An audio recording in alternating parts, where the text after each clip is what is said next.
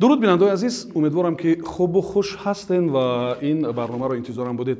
Бояд гуфт ки дар ҳошияи ҳаводисе ки дар сарҳад бо Қирғизистон рух дод, андешаҳо, назарҳо ба қавли гапу хабар хеле зиёд буд ва яке аз паҳлӯҳои ин мавзӯъ ин ҷангҳои иттилоотӣ буд ва дар ин бора мардум андешаҳои зиёд доранд, коршиносон назари зиёд доранд, баъзан ҳамин гуна сару садо ҳам баланд мешавад дар мавриди бурду бохти Тоҷикистон ва мо ҳам ба хулосае омадем ки дар ҳамин мавзӯъ суҳбат кунем. غیر از کارشناسانی که اینجا پهلوی من نشستند و مهمانان عزیز، ما با نمایندگان یک چند مقام که به این موضوع دخل داشتند رسما مکتوب نیز فرستادیم، ولی متاسفانه تا سرشوی این برنامه آنها حضور پیدا نکردند. ولی اگر در رفتی برنامه آنها بیایند، ما البته آنها را استقبال میگیریم و فکر میکنیم که با صحبت آنها همراه میشوند. و اولتر از همه میخواستم از مهمانان عزیز و از شما پرسم که نظر شما چی است؟ خانم، در جنگ اطلاعاتی ما باختیم بخوانم. چی فکر میکنید؟ چی نظر دارید؟ خب، اولا که تشکر برای دعوت. موضوع خیلی مهم است و ما اگر چنده که استحاله کنیم ولی باید که در این موضوع گپ زنیم. مثل اون که شما قید کردید، این جنگ اطلاعاتی است.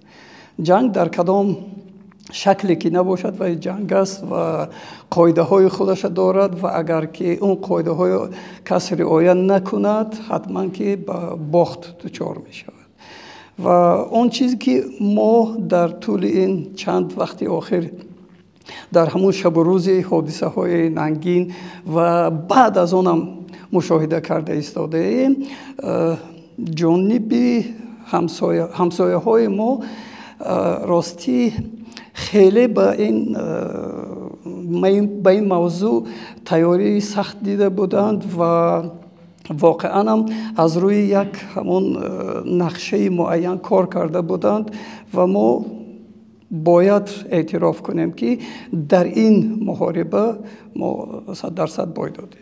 خب استاد عزیز، شما می توانستید مثلا سبب‌ها رو پیشنهاد کنید که با کدام سبب‌ها، اگر بخوام شما با اندیشه مهمانی مواجه هستین، با کدام سبب‌ها ما با این حال روبرو شدیم؟ یعنی ما به قبل این جنگ باختیم.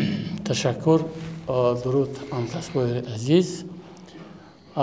من با فکر عبدالملک پورا راضی شدن نمیتوانم، زیرا بای دادن نبرد اطلاعاتی این یک مفهوم نسبی است و این نبرد اطلاعاتی هم سال گذشته به نظر می رسید و هم این سال هم خیلی اوج گرفت و یکی از نشانه های جنگ گیبریدی یا گیبرید نیوینه یا جنگ آمیخته میگن به نظر می رسید و در این حالت همه راه و واسطه جایز است که استفاده شود. یعنی وقتی که نبرد است شما از همه راه و واسطه ها استفاده میکنید. آنها طوری که عبدالملک گفتن به یک نظام معین با آمادگی این معرکه را راه اندازی کردند و در این سبقت پیشرفت بودند. ولی در برابر این از جانب تاجیکستان هرچند که کوشش ها بود ولی کوشش های به نظر من ناموفق بودند، زیرا آنهایی که در این نبرد اطلاعاتی شرکت داشتند آمادگی خوب نداشتند. یعنی از کدام نگاه؟ از نگاه هم از نگاه حرفه‌ای، هم از نگاه رعایت معیارهای حقوقی و اخلاقی. یعنی شما با این نظر هستین که سبب اساسی این کمی اطلاع نبود، بلکه از نظر حرفویت و از نظر رعایت معیارهای اخلاقی ما کمک اساسی داشتیم. سبب اساسی دسترسی نداشتن ژورنالیست‌های کسبی و اطلاعات رسمی بود. یعنی به هر صورت این سبب اساسی این سبب اساسی است و متاسفانه هر سال این چیز تکرار می‌یابد. وقتی که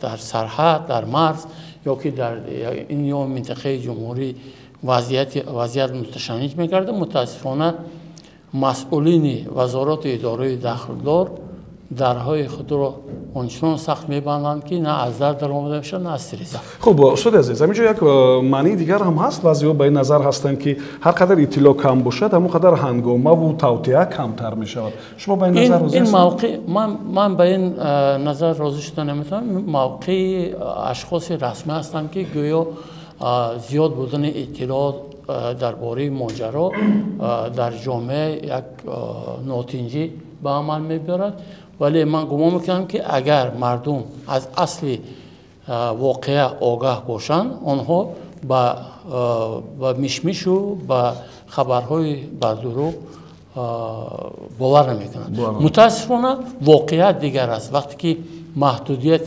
دسترسی به اطلاعات وجود دارد، در اصل در این یا آن ناحیه، در این یا آن شهر، در محله، در دیگر مردم چیزی دیگر رو میبینند و این چیز علاقه اعتماد مردم رو به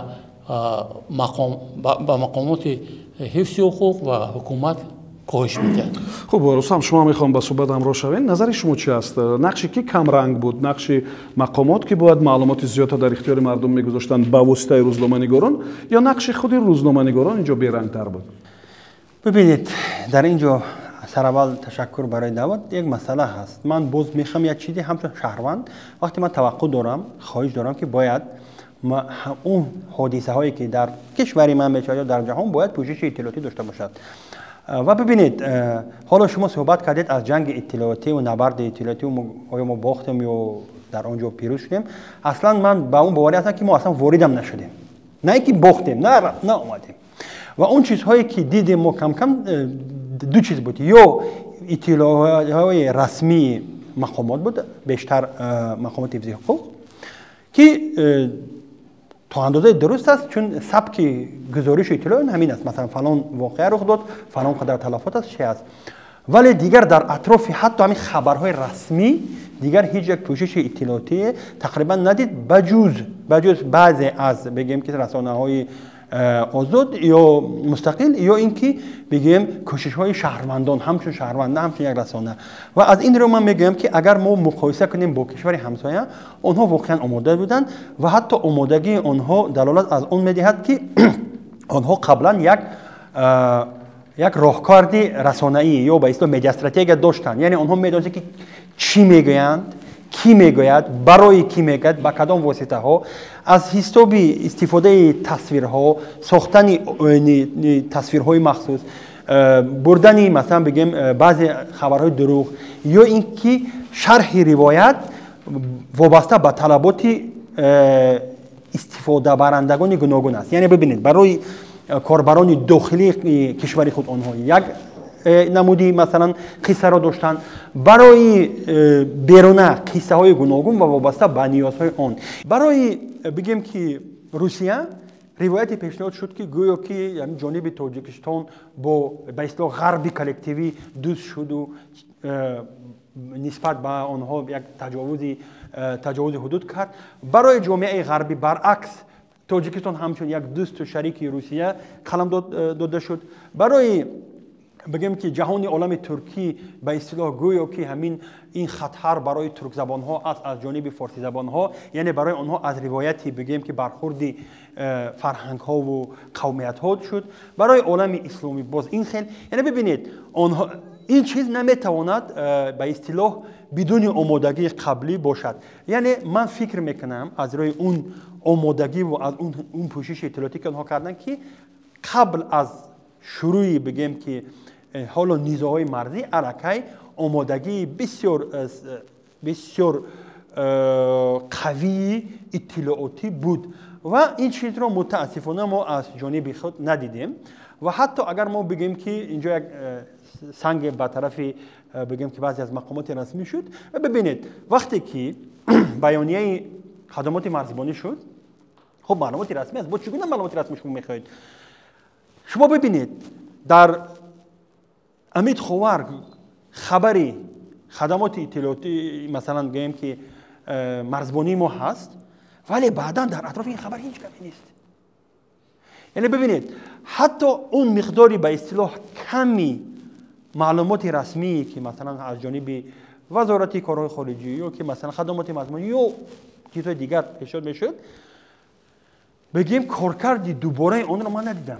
مثلا شما چی می‌خواستید در اطراف خبر چی باشد وقتی که مثلا بسیار مشخص با چند جمله نوشته شده است و موقعی یک نهاد معین شده است مثلا اطراف اون برای مثال یک خبرگزاری این اطلاعیه است چی باید این اطلاعیه است این مثلا بگیم که یک اطلاعیه است و اطلاعیه درست هم هست مثلا بگیم که تمام خدمات قدرتی تمام کشور هم یک اطلاعیه کوتاه میتاد بعداً پوشش کارشناسی نشد یعنی مثلا کارشناسای من اصلا حتی شبهه میکنم ما داریم کارشناسایی که بتواند مسئله های مرزی و مسئله های چیز از چند جهت از جهتی بگیم قانون های بین المللی تقریبا که مثلا حدود مرزی هیچ پوشش ندیدم من از لحاظی بگیم که کارشناسانی ساحه بگیم حربی که بگن که مثلا اینجا چی چیزها رو دادن کدام قوا ها بودن تقریبا ندیدیم از لحاظی مثلا بگیم که کارشناسانی مبارزات اطلاعاتی تقریبا پوشش های ندیدیم در اینجا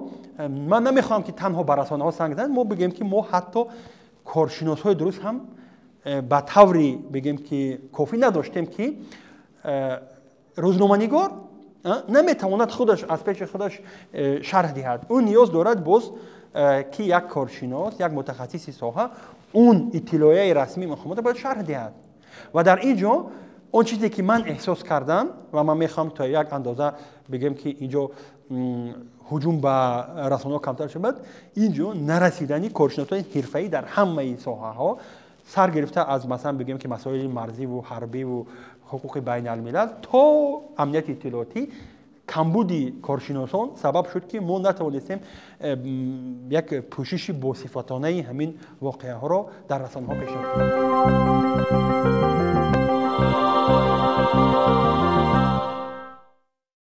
خب جسور من میخوام شما با صحبت همراه شوید چون همون شب و روز شما کار میکردید در جای کار بودید و با مقامات به واسطه در رابطه و چیزی می نوشتین خب نظر شما چی است چرا معلومات خیلی کم پیشنهاد میشد و شما چیکار میکردید و از کدام راهها کار گرفتین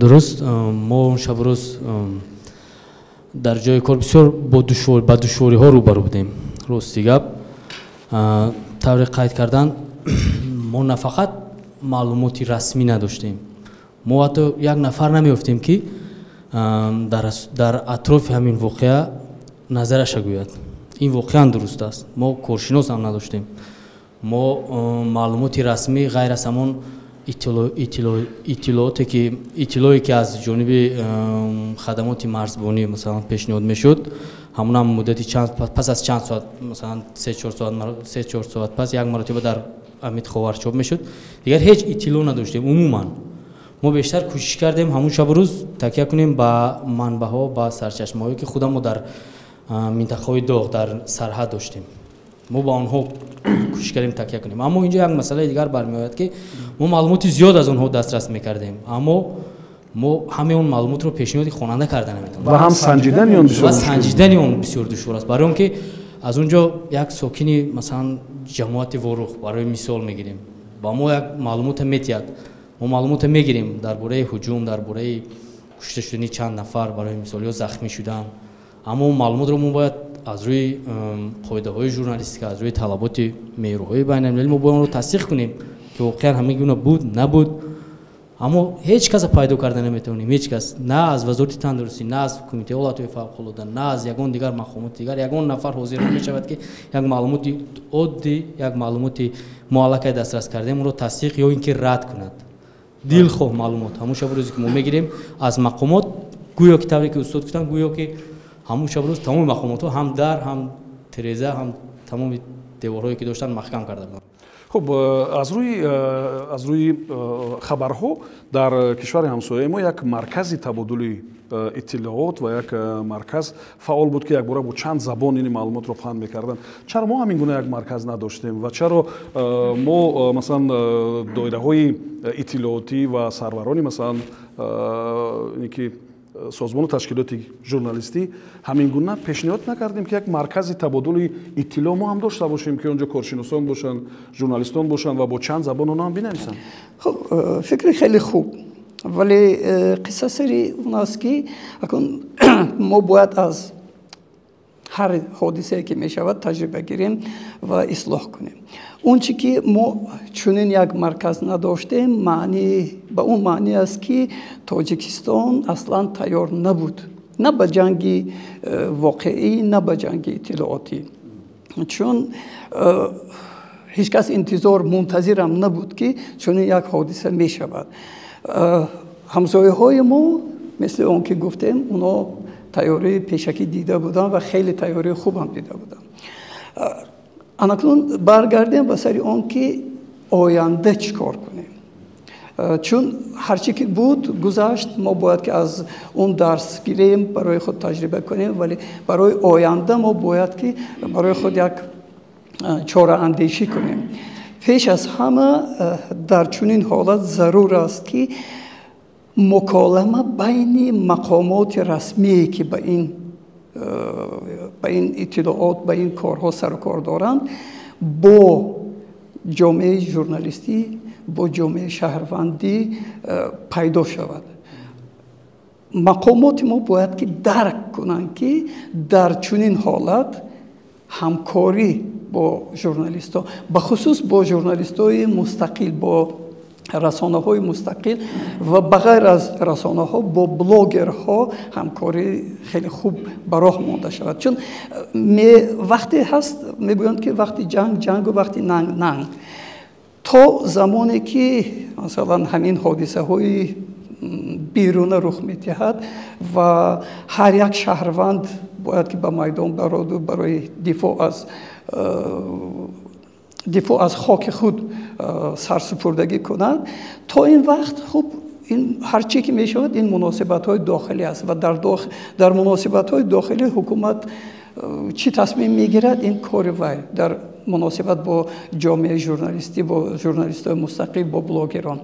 вале вақте ки гап сари ҳимояи марзу бум мебиёд, бахусус дар ҷодаи иттилоотӣ, он ҳама ихтилофоте ки то ин вақт буд, он бояд ки барҳам равад, бояд ки як тараф шавад ва ҳама мардум бояд ки аз як гирабон сар бароранд. ана дар чунин ҳолат зарур аст ки як марказ таъсис дода шавад. вале қисса сари он аст ки чунин марказ дар як рӯз таъсис дода намешавад.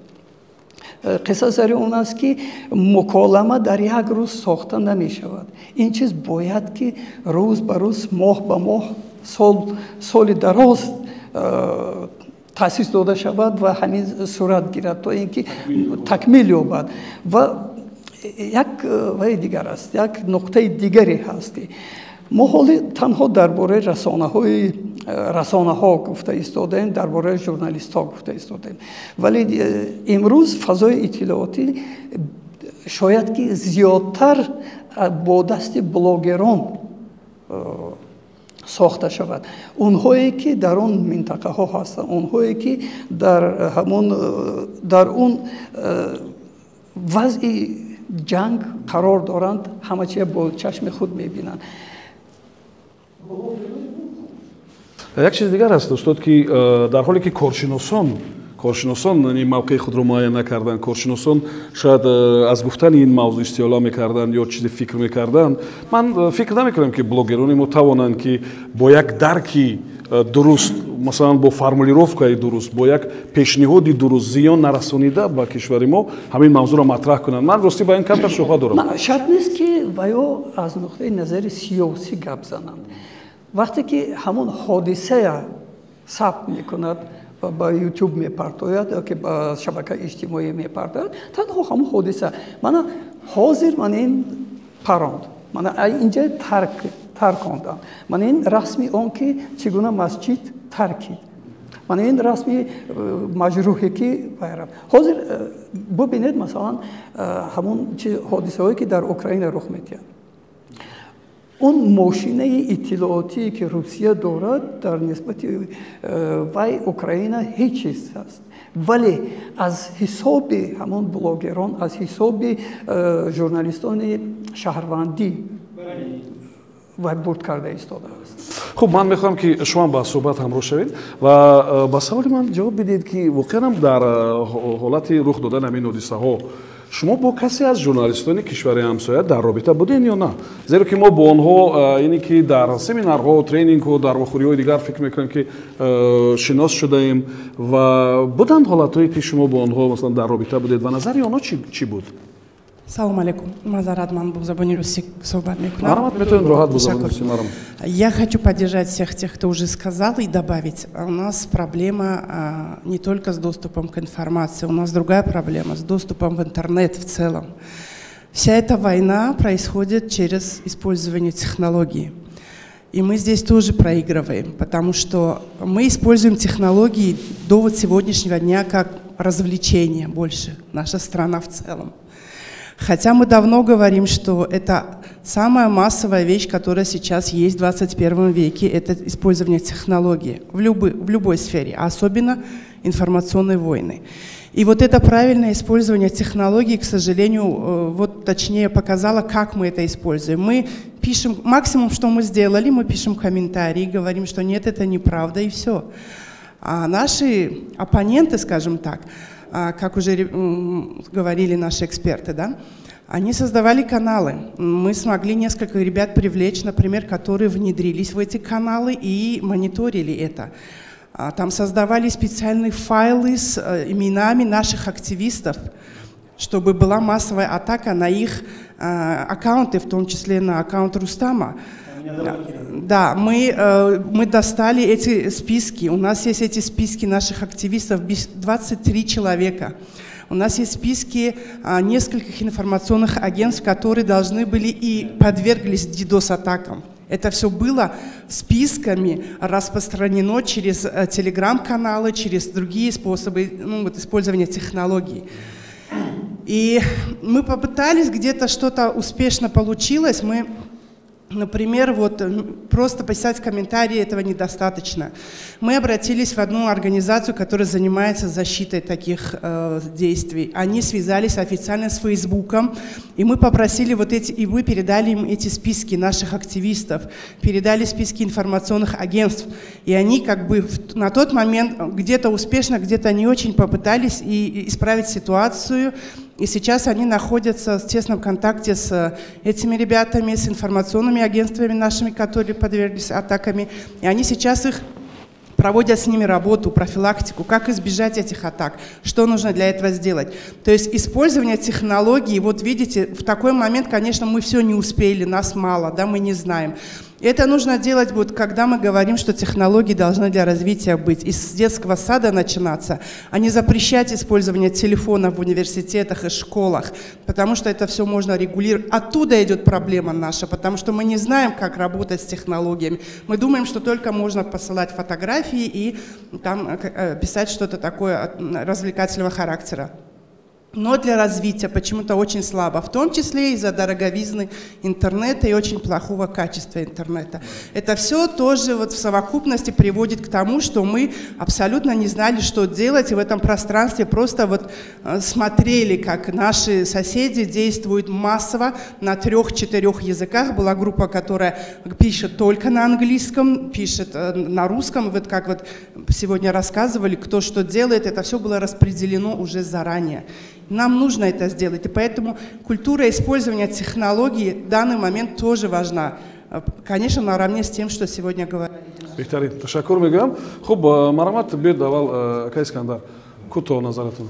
Дело в том, что я в первые дни, когда эти события разворачивались, быстро связался с коллегами из Кыргызстана. Это были и журналисты, и кинорежиссеры, сценаристы. Причем мы говорили адекватные вещи, мы понимали, что сейчас идет открытая вот эта вот война информационная, которая друг друга лишь бы очернить, лишь бы как-то подлить масло в огонь. Теперь вот в начале здесь разговора здесь шло, что мы проиграли эту информационную войну, или выиграли, или вообще не вошли. Вопрос стоит о том, что теперь надо делать. Мы сейчас будем говорить о своих трудностях, что мы испытали, что мы сделали. Вопрос первый, что если наша страна, наша республика, это демократическая страна, которая понимает, что надо двигаться вперед, развиваться, вот эта формулировка «нельзя», нельзя это, нельзя то говорить, нельзя это освещать, нельзя это, должна быть еще раз пересмотрена в рамках законодательства. Дать. И последнее, что я хочу сказать, дело в том, что вот Акой Абдумалик здесь сказал, что центр работал. Дело в том, что вот этой консолидированной значит, силы, где один центр, обязательно нужен центр. И вот и в России, и в Украине, такие вот сейчас, где идут события, есть экстренная журналистика, есть военкоры, которые объединились вот в такой центр. И нам такой центр очень важен. кӯтоҳ как мегӯям дар мавриди блог гузоштан ва фикр мекунам ки нақши блогерони мо ҳам ҳамин буд ки ё онҳо метавонистанд ки ин корро анҷом бидиҳанд, чун шумораи обуначиёни онҳо хеле зиёд ки буд, онҳо метавонистанд дар ин навард ба қавли ҳамроҳ шаванд ва дилхоҳ сомонае ки масалан кишвари моро сиёҳ мекунанд. дар таъйиди гуфтаи дар тақвияти гуфтаи шумо агар ҳамин блогерҳои мо мегӯем дар масъалаи блог кардан ё фаъол намудани ҷомеа اون قدر کوششی که با مثل جمع آوردن فوندها میکردن از برای رضای الله بیایید همین زبور سر میکنیم اقلا نصف همین کوششاشون رو میکردن شاید ما نمیگیم که همشون بکنند ولی همین چیزها عموما به نظر میاد خودی نبودن اطلاع و ندانستن یا که چیکار باید کنیم فکر میکنم اینجا نقص بازی نه اینجا مثلا دیگر هست که سبحان بخشش اینجا موقع شهروندی هست ببینید ما دوستای قرقیز همکارای قرقیز زیاد دارم در همون زمان یعنی در زمان جنگ و ننگ آنها حتی با رقیبان هموطن خود اینقدر دوست میشود و حتی ما را بلاک میکند و در همون وقت دوستی و همکاری و همه چیزهای ما فراموش میشود چنین سطح همگرایی میان هموطنان ما نیست ببینید قرقیزی که مثلا من با او بسیار همکاری میکنم در چند لایحه‌ها و مثلا بایسا چند بار نون و نمک خوردیم در اون روز من برای او دشمن هستم ما تاجیکان که ملتش هستیم به هر حال با آنها همچون یک دوست روی خاطر اندیشه و از روی این چیزها کدام وریانت درست‌تر است وریانت اونا یا وریانت ما ببینید وریانت این خیلی هست که در زمان یک چیز است درباره دوستی باید بعد از جنگ صحبت کنیم وقتی که رسانه‌های خارجی با ما در تماس میشود همچون کارشناس من میگم که من کارشناس مسائل مرزی نیستم ولی من میتونم همچون یک شهروند بعضی از اندیشه‌های خود را درباره موقع توشون میگم من میگم و ببینید من یک چیز رو احساس کردم حتی در رسانه‌هایی که به نام گویا رسانه‌های بسیار ابجکتیوی و مستقل هستند بیاید نامشون رو نگیم که برای آنها رکلامی بد نشود آنها موقع داشتند و هر چیزی که برای آنها خوش نمی اومد آنها اون را نشر نمی‌کردند حالا که مثلا من کوشش می‌کردم با رعایت تمام آداب و بگیم که معیارهای هم بگیم ژورنالیستیک هم قانون‌های بین‌المللی بدون تحقیر تنها با راهی بیان فکت بگیم و من در اینجا به خلاصه دیگر اومدم شمالی درباره وقتی که نبردها و جنگ‌های اطلاعاتی بگیم که باز هم رسانه‌های جهانی موقع داشتن و موقع آنها متاسفانه جانب ما نبود از ابتدا برای خاطری که اونها یک نمود سانسور و سنزور و فیلترهای شدن که هر چیزی که اگر کمتر به موقع تاجیک نزدیکتر بود اون چیز نشر نمیشد و اون به اصطلاح معیار بگیم موازنت اندیشه دو طرف رعایت نمیشد و حتی در وقتی که مثلا یا من یا مثلا کارشناسای دیگری که هستند مثلا در یگان چیز حضور داشتیم اون مقداری وقتی که یا اون مقداری مثلا سخن‌هایی که برای جانب کشور همسایه و ما گذاشته شد برابر نبود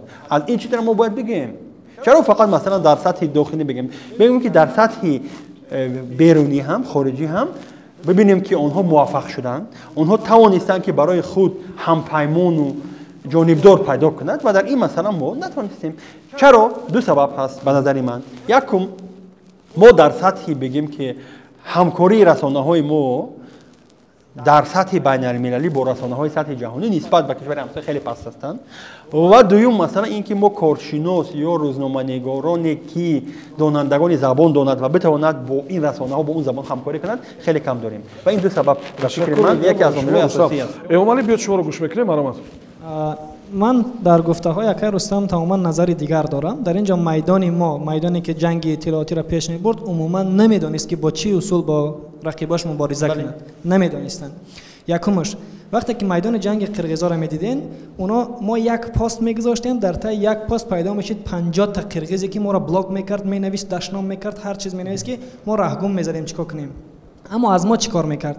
Як сурати Жапарова мегирифтанд, руша хуншор мекарданд, хоин менависанд, мемонданд. Тамом гӯё мубориза бурдаистанд ба ҳамин роҳ.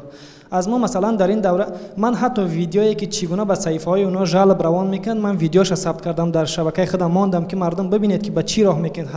ҳаддиақал ҳамон блогерое ки шумо 100 000 200 000 подписчӣ доред, ба ҳамин роҳ бигирен, жалб равон кунед. Масалан Исматуллое ки имрӯз дар байни мо нест, он бачак дар ҳамон шаб рӯз як барномаеро худаш кашф кард ки як масалан силкаи канал як нафара мегирад, дар ҳамон барномаш ҳамроҳ мекунад ва як бора 1000-1500 жалб меравад саҳифаи ҳамонда. اون بچه دیگر نیست در میدان جنگ اطلاعاتی. مردم عموما نمیدونستن چگونه مبارزه برن. بلاگرها برای چی خب بدن؟ برای که نمیدونستن چی کار کنن. شما باید حداقل با این صحیفه‌هایی که بزرگ دارین جلب روان کنین یا که چی بگین در صحیفه‌های اونا بحث جاری کردن در کارای در صحیفه‌های قرقیزی، نه اینکه در صحیفه‌های خودمون شعر بنویسین درباره جنگ مثلا صورت‌ها را بمانیم. این مبارزه نیست. تشکر میگم. عادل شما با فکرم چیزی گفتنی هستید؟ تو اونکه عادل میکروفون میگیره من یک چیز گفتنی هستم که دقیق هم شود کاری هر یک بوس خیرمان گفتن نیست. آنهایی که در میدان اطلاعاتی ما بودن متاسفانه یگان اصول کار نمیدونستند و در روز یکم علاقه به دهن مرده گپ ماندن. یعنی چیزای انتشار کردن که پگاهش جانب قرقیزستان همون چیزای با مقابل ما استفاده کرد. ویدیو کی راه نشون میده؟ گپ در سر اون است که من از اول جانبدار اون هستم که در نبرد اطلاعاتی آنها باید اشتراک کنند که ملکه پیش بردن همین گونه فعالیت را دارند. ما دو راهنما آماده کردیم، هم به زبان روسی هم به زبان تاجیکی، و وقتی که با همین کارهای نوشن دست دادن اونهایی که نمیدونم از کجا اداره میشدند و فقط همین تحقیر و حقارت و یعنی برای عصبانی کردن است، برای عصبانی کردن و دیگر کارها کردن. ما در حال گفتیم که برادرها این کارا نکنید برای اینکه با مخالف خود ما استفاده میشه. هر کسی که میخواد با انعکاس این مسئله یا در نبرد اطلاعاتی اشتراک میکنه، مرحمت من این دو راهنما به زبان روسی تاجیکی خوانید، برای اینکه این کار مربوط است به ژورنالیستیکی که با نزاع حساس است. و متاسفانه ما هرچند که آنها میگن که ما دست بالا شدیم دیگر شدیم، لیکن چیزی دیگرش هم از جانب دیگر این مسئله هم است. یعنی همکسبای ما در قرقیزستان تمام معیارهای بین المللی ژورنالیستیک آزادی بیان و اخلاق پشت پا زدن و این مسئله باید مسئله باشد که در صحبت‌های من بعد با اون سازمان‌هایی که دموکراسی دستگیری میکنند و آزادی بیان و دیگر مسائل ژورنالیستیک دستگیری میکنند در مسئله در میان باید گذاشته شود که اونهایی که صدها میلیون دلار رو برای ترغیب استانداردهای بین‌المللی ژورنالیستیک در قرقیزستان صرف کردند، امروز اینجا اسکندر گفتن که بله من هم میدونم چند نفری که خودداری کردن، اشتراک نکردن، یعنی وجدانشون اجازه نداد که آنها اشتراک کنند، لیکن بودن آنهایی که نماینده سازمان بین‌المللی، کارشناس مسائل رسانه‌ای، دموکراتی که بیرق بردار، همه آنها در همین حالت معیارها نقض کردن و جانب قرقیزستان جانبداری کردن. ولی استاد فکر میکنم که فرصت برای بررسی این موضوع فرا میرسد و فکر میکنم که یک مدت معینی و این موضوع بازم در سطح بین المللی البته مطرح میشه، زیرا که هیچ ممکن نیست که مثلا معیارهایی که واقعا شما گفتین برای رعایت آنها مبلغ‌های خیلی زیاد، نیروی خیلی زیاد صرف شده است، همین گونه آسانک نقض شوند و برای این کسی گناهکار نباشد.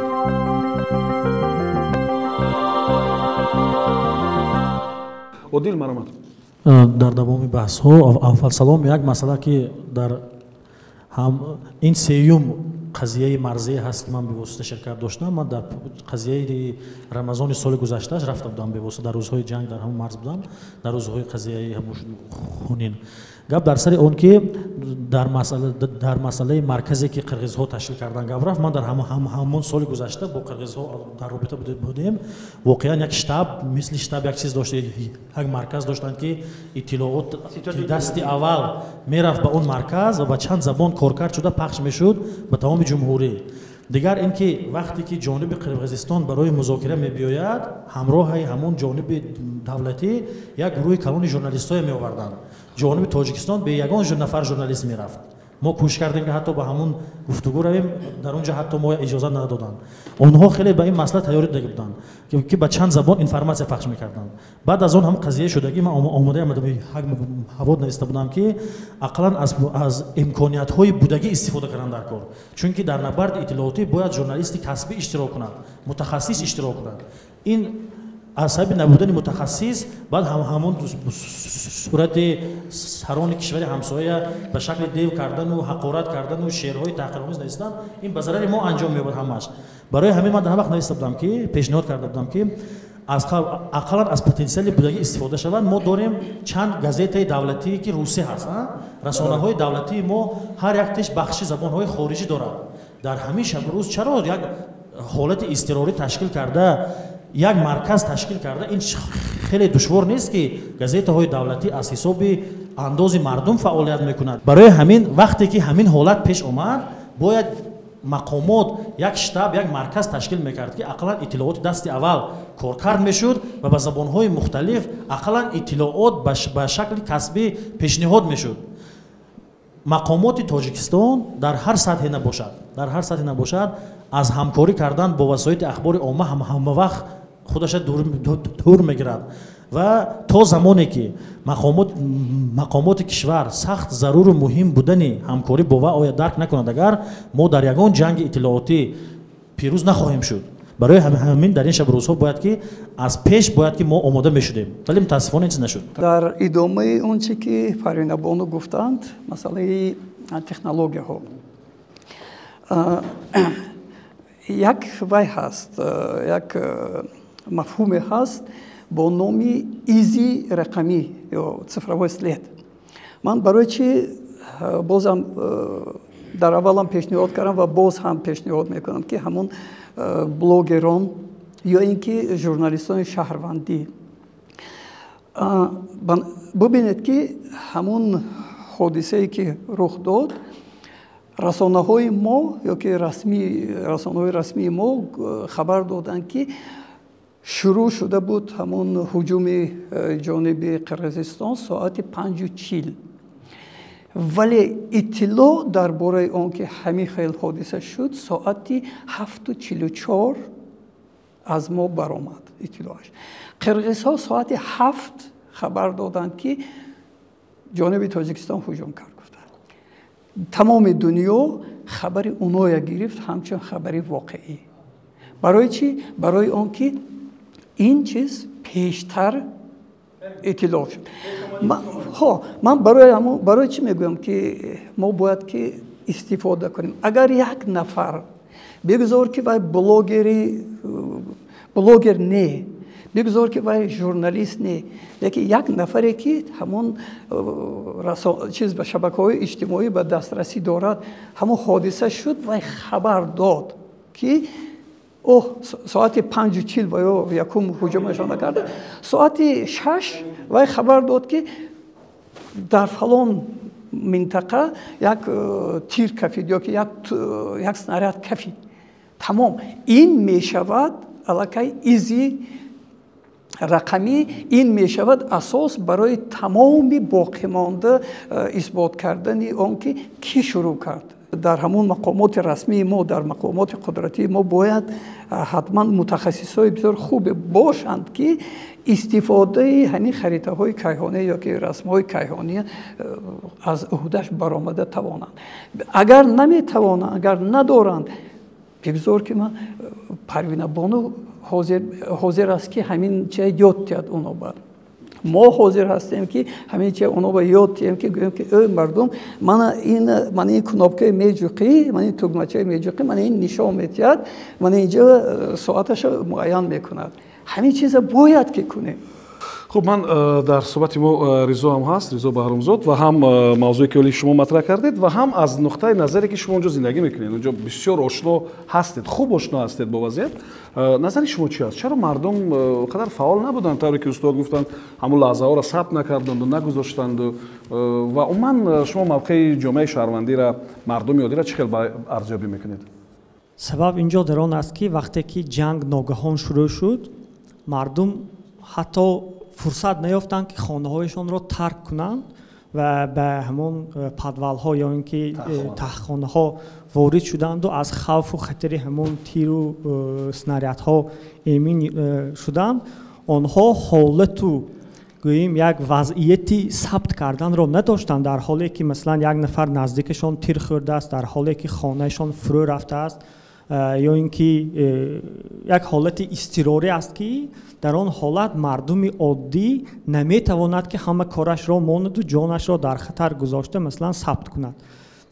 و همچنین در اوچ خلچه من مثال آورده میتوانم حالتی که بعد از آنکه سازشنامه صلح بسته شد در ساعت 3 آتش بس آتش بس مردم خاطر جمع شده به کوچه برآمدند که توسط همون بی سرنشین های بیرقتر مورد حمله قرار گرفتند. یعنی وقتی که مردم به کوچه می براید الکی ضررش را دید. به همین خاطر من فکر نمی کنم که آنها همون وقت یک خواهشی ثبت کردن و یا اینکه وقتی به شبکه‌های اجتماعی درآمده نوشتن را داشتند. بله، واقعا همین گونه خبرها هم پخش شد و کسی هم پیشنهاد کرد که خوب می‌بود اگر در همان منطقه اینترنت برای یک مدت رایگان هم باشد و فکر می‌کنم که این واکنش هیچ موردی قبول قرار نگرفت. واقعا هم مشکلی علاقه بود.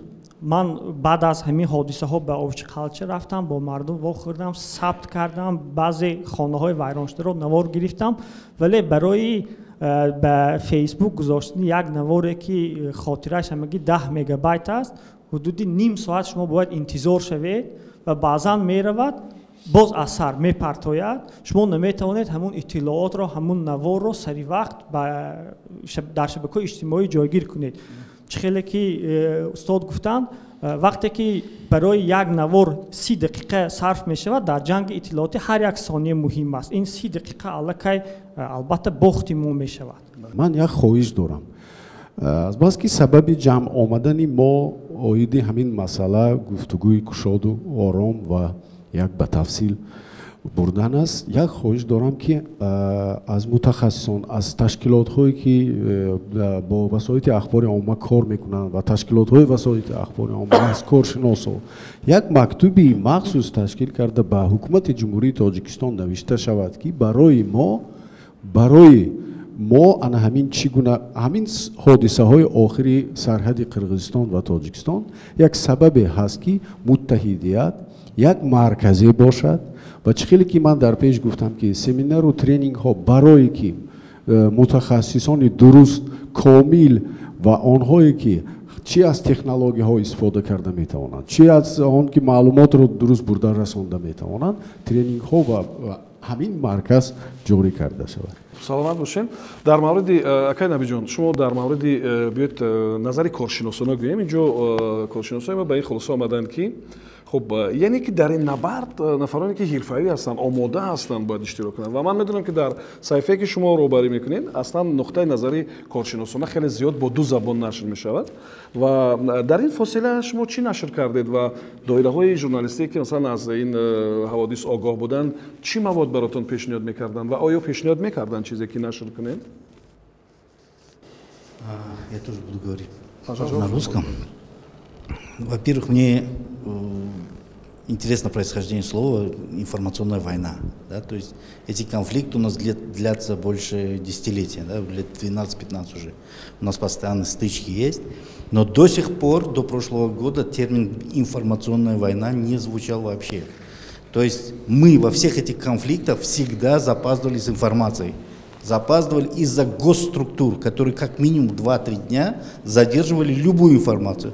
В течение этих 2-3 дней киргизские СМИ на весь мир трубили, но они тоже в то время не воспринимали это как информационную войну, но для них всегда была заготовлена информация, и они эту информацию распространяли.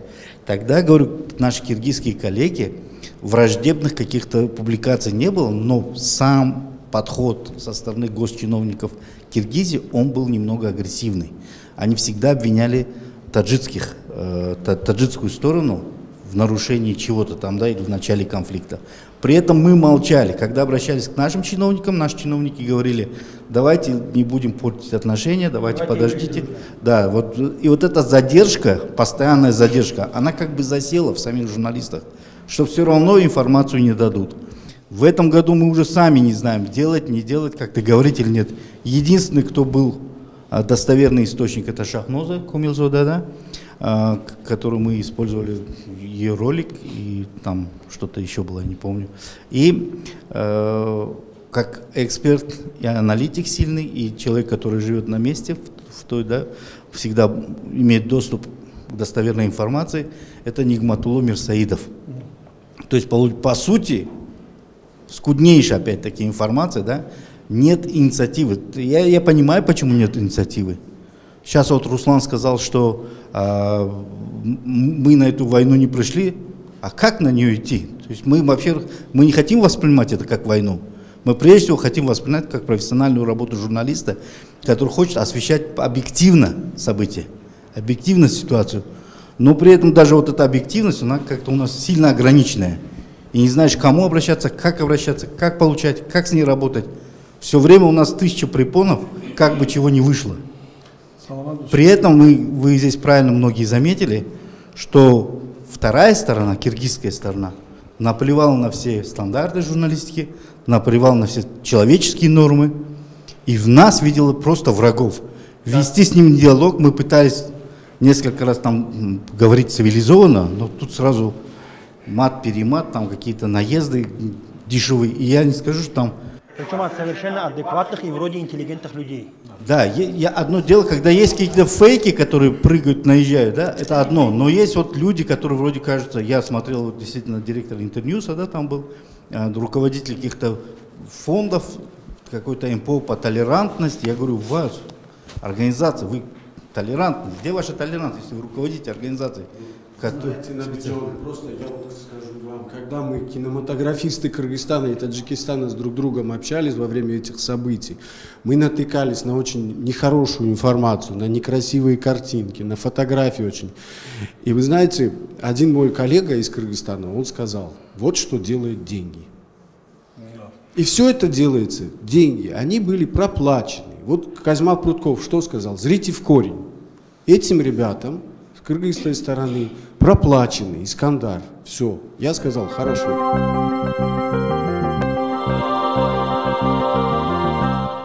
ташаккур мегӯям устод Хачибоев. Як чизи дигар ҳаст ки ман мехоҳам шумо ба ин савол ҷавоб диҳед. Воқеан дар миёни ҷомеаи журналистии Қирғизистон нафароне ҳастанд ки воқеан бархурди одилона доранд. Ман фикр мекунам ки онҳо ҳастанд ва дар ҳамин ҳолат масалан доираҳои журналистӣ бояд кадом мавқеа дошта бошанд? Чӣ кор бояд кунанд? гап дар сари он аст ки онҳо ҳастанд, вале шуморашон хеле кам аст. ин як. чизи дигаре ҳам аст ки ташаббуси ин гурӯҳи хурдро ҷомеаи Қирғизистон қабул намекунад. соли гузашта моҳи апрел вақте ки амин ҳодисаҳои марзӣ оғоз ёфт, аз ҷониби Қирғизистон пешниҳод шуд ки як гурӯҳи муштарак аз намояндагои ҷомеаи шаҳрони Тоҷикистон ва Қирғизистон ташкил карда шавад ва ин гурӯҳ бояд масъаларо омӯзад ва ба ҳукуматҳо пешниҳодҳои худашро ироя дорад. вақте як ҷаласа, аз ҷумла ман дар ҳайати ҳамон гурӯҳ будам, вақте як ҷаласа баргузор гардид, аллакай эҳсос мешуд ки ҷониби қирғиз онқадар ба ҳамин ғояҳо содиқ нестанд ва кор ба ҳамин анҷом мед ки аллакай дар ҷаласаи сеюм онҳо аз иштирок даст кашиданд ва ҳамин кор то охир бурда нашуд. ва вақте ки шумо мегӯед ки аз ҷониби як марказ идора мешуд, бале як марказ буд дар Қирғизистон. соли гузашта онҳо таҷриба омӯхтанд, ситоди اطلاعات رسانی نزد رئیس جمهور قرقیزستان. این از همه سطح بالا. باز چند میدیا کمیته و مرکزهای دیگری تصمیم گیری که مثلا یکی مسئول برای استفاده تکنولوژی نو، دیگری برای ترغیبات، سومی برای آماده کردن پهن کردن اطلاعات بر دروغ و غیر این خیلی مرکزها وجود داشتند و از بس که اونها کم هستند من مثال آورده میتونم وقتی که امسال هم صرف نظر از اون که بعد یک چند روز همون نقض کردن معیارهای اخلاقی و حقوقی در ما کمتر شد لیکن در قرقیزستان خیلی اوج گرفت. من از همکارم رخشانه خواهش کردم که شما به همین سوال به همین کارشناسایی که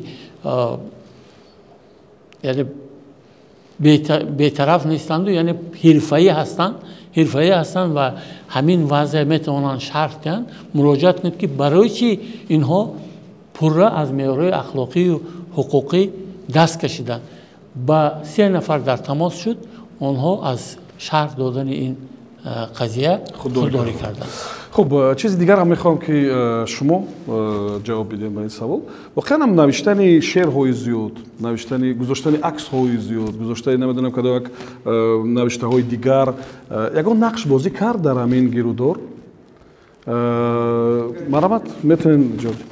شادی مرادов ҳастам, блогнавис ва аъзои фаъоли шабакаи иҷтимоии фейсбук.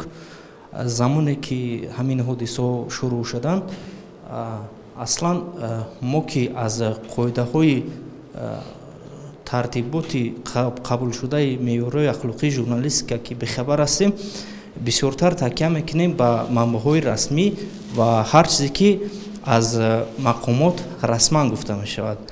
аммо замоне ки технология ҳаст ва шабакаҳои иҷтимоиро ҳамзамон дар дигар давлатҳои мутамаддин ҳоло мегӯянд волидайни дуюм ё сеюм ҳамин хел истилоҳ ҳаст. ҳоло мехостам аз устодон дар ин маврид савол кунам ки дар мавриди ҳамкорӣ бо мо фаъолони ҷомеаи шаҳрвандӣ ва блогнависон дар оянда чӣ нақшаҳо доранд ва оё дар оянда ҳаст ҳамин хел нақша ки тарзи мубориза бурдан дар набардҳои иттилоотиро ба мо биомӯзонанд ки то дар ин мавридҳо бетараф набошем, чӣ хеле ки тобид дар ҳамин ҳодисаҳои охир. ҳамин хел нақшаҳо ҳаст дар шумо ё не? агар ки набошад мо ҳамин хел шеър навиштану сурат гузоштан ҳамин хел дар оянда давом кардан мегирад. تشکر بسیار سوال خوبم شد. البته به شما طرزی جنگ اطلاعاتی یاد دادن ضرورت ندارد چون اصلا جنگ کردن رو یاد دادن این خودش علاقه جنایت ولی درست طرز درستی اطلاع دادن تا اینکه شما پگاه جزا نتیان این رو حتما کردن در کار چون اون قدری که من میدونم مثلا سازمان های بین الخلقی خیلی زیاد هستن که در این موضوع ها کار میکنند و فکرم که اینترنیوس یک برنامه مخصوص دارد ژورنالیستیک شهروندی. این چیزا همش دروغ است. یگان کس از پشت تعلیم و تربیه بلاگر و فعال جامعه شهروندی نیست. همین خیلی پیشنهاد هستند که اگر کودک گریه نکند آتش شیر نمیده. شما همین احتیاجات احساس کرده مراجعت کنید. ما آماده هستیم رایگان برای شما کورس‌های آموزشی استفاده و آماده کردن اطلاعات رو در اساس طلبات معیارها پیشنهاد کنیم. بغیر از ما داریم امکانیت که همین در کدام گروه در کدام شبکه اجتماعی چگونه فعالیت کردم. ما حاضر بسیار کم می‌زنیم. فیسبوک اصلا چیزی هست که در اونجا فقط غیبت و گریه ناله و تعریف و توصیف است. برای چی قرقیزها دست بالا شدن آنها بیشتر در توییتر فعالیت میکردن. در ما توییتر از فیسبوک فرق نمیکنن. سایت از پشت الکترونیک فرق نمیکنن.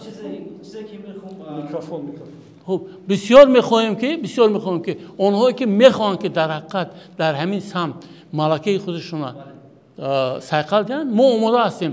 هدف این است که زمانی تکنولوژی است و ما نیاز داریم در حقیقت ما فعالان جامعه شهروندی و بلاگ نویسان نیاز داریم در حقیقت با گرفتن یک دانش حرفه‌ای که در همین خیلی حالت ها با مردم با ابوناچیان خود اطلاعاتی بر دروغ ندهیم و علاوه بر این برای خود در آینده به قول درد سر نخریم. برای شما در فیسبوک، در یوتیوب، در تلگرام، در اینستاگرام، در همه جا اکانت نانسی میت هست و در همونجا رقم تلفن و حتی واتساپ ماندگی که شما مراجعت کنید سوالاتون یا مسئله گذاری کنید. مرحمت یگان مشکلی نیست. و فکر میکنم که مشکل باشه رستم یک چیز هست ما درباره بسیار چیزها گفتیم ولی یک چیز موند. ما گفتیم که دسترسی به اطلاعات کی گفت در کجا گفت یک مسئله از همه مهم موند. من از اول همین درباره این چیز صحبت کردم که همین همسایه‌ها دوران یک استراتژی معین و میدونن که چی بگن.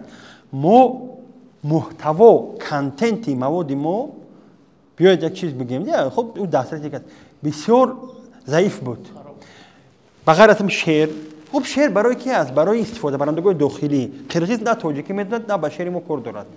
این یک است مثلا. دوم این است که چی گفتن؟ نراتیو هایی که پیام هایی که ما می‌خواستیم بگیم به حد پریمیتیوی بودن. دوستی، برادری، همسایه گوش کنید. یک چیز دیگر است. همین نراتیو برادری از زمان حضرت قابیل و هابیل چه شرمنده کرد. هیچ کس به هیچ کس برادر نیست. این دروغ است. بیاید همین اعتراف کنیم و این نراتیو دروغ کار نمیکند. همین نراتیو برادری و بعدا در وقت جنگ درباره برادری گفتن این یک ابلهی است. دوم این است که چرا ما درباره همین مسئله مشکلات مرزی که باید برای قانونی حل شود و دو گروه که کار میکند باید از لحاظی گفته شنید که در آنجا از لحاظ شرطنامه از لحاظ مشکلات مسئله حقوقی از لحاظ رعایت منافع طرفین صحبت کنیم. ندیدیم. چرا درباره این مسئله صحبت کنید؟ کارشناسان باید که از لحاظ تامین منفعت طرفین صحبت کنند. از اجرای طلبات، از اجرای حق و حقوق طرفین صحبت شود. نه اینکه ما دوستیم، ما برادرم یا برعکس تحقیر که شما کوچمنچی و شما فلان. این چیزها مثل دعوای دو دهقان در سر آب هست. انا همون کانتنتی که ما پیشنهاد میکردیم به حد ضعیف بود. من نشنیدم از قرقیزها که صحبت کنند درباره دوستی و اگر بگویند از لحاظ بالا گپ میزنند. من بسیار چیز خوش میکردم. هم کارشناسان ما، هم رسانه‌های ما، حاضر همه با همدیگر سنگ میزنیم. ولی ببینید بیایید یک به اصطلاح استراتژی معینی داشته باشد. شاید همین رو پیشنهاد کنیم که بیاید رسانه‌ها یا فعالان جامعه یا با استراتژی چیزهایی که او چی میگیم معین کنیم. باز برمیگردیم به مسئله کادری. ما این کار داریم. و اونجا هیچگاه در یکون فاکولتت یک نفر یا 10 نفر و این کار گفته تربیت نمیکنن. من عذر میخوام از شما لیکن و در جریان خودش تربیت میواد از تجربه هاش از رفته اونجا دیدن از ما گوش کنید شما از ما برای اینکه یک نفر مخبرم رو اونجا فرستونیم چقدر مشکل پیش اومد اینا ما باید دونیم. شما شاید ندونید لیکن ما حس کردیم ما دیدیم که یک نفر در بجای حادثه فرستادن بسیار دشوار است. یکم مسئولیت ما باید به گردن گیریم. اینش ما حل کردیم. این در داخل اداره مثلا میتونیم که حل کنیم. تامین امنیتی او رو ما از این لحاظ ما گفت زدم که مثلا مسئولیت است وقتی یک نفر اونجا میفرستونیم امنیتی او رو ما باید تامین کنیم. ما اینا در داخل اداره حل کردیم اما وقتی که به جای حادثه میرن مثلا اسفره میرود مشکل نیست تو اسفره میرود اما جای حادثه که رفتن نمیتواند اونجا همه محکم است علاقه ما بعد از 2 روزی حادثه علاقه همه تین شد بعد فرستادیم اونجا. خب این یک مسئله دیگر میخواستم بگم. ما اینجا بسیار صحبت کردیم در مسئله استراتژی در مسئله از میگن پیشنهاد کنیم ژورنالیست‌ها شینیم در مسئله اون که کارشناسا.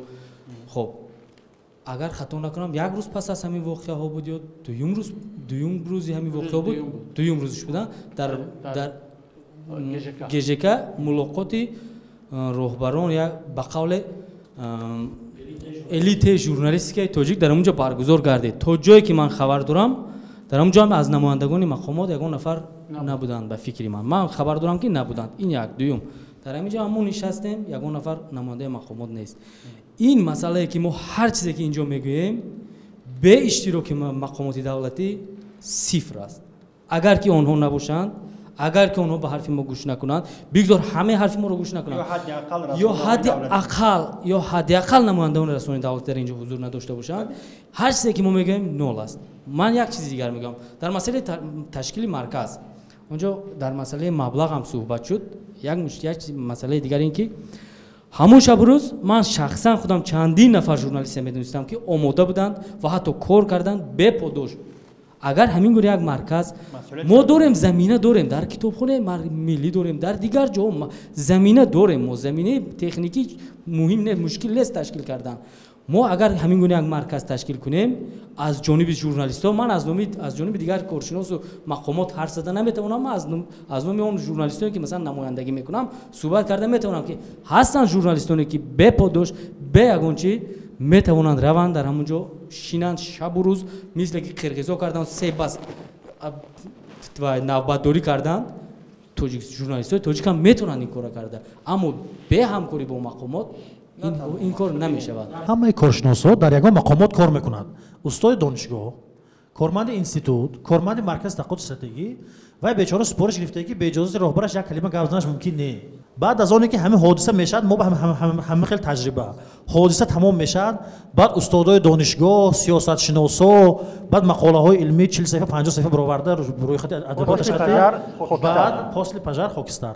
برای همین تا زمان اینجا یک مسئله جسور گفت، وقتی که مقامات همکاری میکند و کارشناس میبیند که مقامات تشبث نشان داده است که وای مرکز تشکیل کرده است، یا مقامات اجازه داده است که یک گنرال اقلا برآمده پیش وسایل اخبار عامه به 2 دقیقه گپ زند، 2 دقیقه که ما فلان کار کرده ایم، من این مسئله شده است. بعدا کارشناسا توجه میکنن که از نچه این ممکن بوده است، اجازت بوده است، 2 دقیقه گپ میزنند. یکمش. دویمش این که در مسئله پتانسیل استفاده نشدن، ما اقلا مقامات اجازت داد که یک مرکز با وجود بیاید، هست که یک دستور هست که ژورنالیست در زمان جنگ چیکار باید کند.